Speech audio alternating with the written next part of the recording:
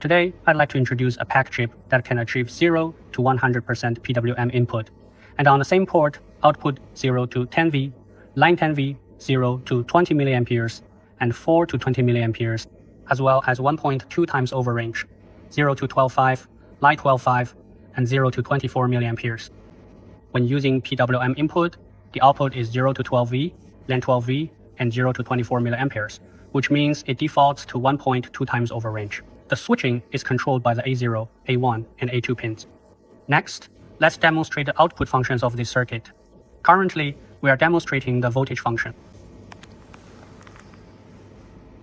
With a 0% duty cycle input, the output is approximately a few millivolts. Next are 10%, 20%, 50%, 80%, and 99.95% duty cycles.